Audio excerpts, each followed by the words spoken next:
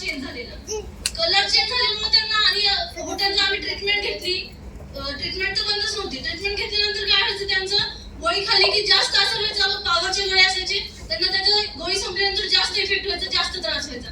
हॉटेलला झालं, जिभेला यायला लागलं. जिभेला तर पांढरे असे मोठे फोड यायचे. पाणी प्यायचं म्हटलं तरी त्यांना पाणी सुद्धा पिता येत नव्हतं. जेवण वगैरे लांबच राहिलं.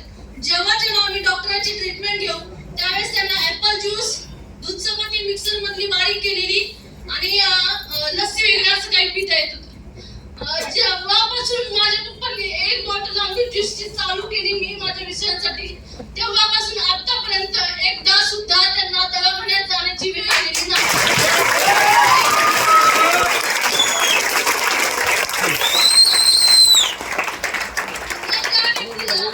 15 दिवस गोळ्या खाऊन फक्त ऍपल ज्यूस, लस्सी वगैरे असं काय लिक्विड टाईपचं जे अंदर जात होतं तो एक त्याचं धाब्यावरचं तिखट वगैरे सगळं. म्हणजे त्यांची आम्ही कॅन्सरची सुद्धा टेस्ट केली होती, बायोप्सी केली होती की काहीतरी सिम्पटम्स आहेत का त्याच्यामध्ये. तर गॉड म्हणजे देवाच्या कृपेने तसं काही नव्हतं. पण 2 महिने झाले की ट्रीटमेंट संपली की पुन्हा तो त्रास व्हायचा. तर इतका छान रिझल्ट आलाय. आणि नवरा म्हणजे आपल्या आयुष्याचा सोबती असतो, तो किती इम्पॉर्टंट असतो ते आपल्या सगळ्यांनाच माहिती असतं. म्हणजे त्याला असा रिझल्ट आल्यापासून मी तेव्हापासून ठरवलं की मी जोपर्यंत जिवंत आहे तोपर्यंत या शंभर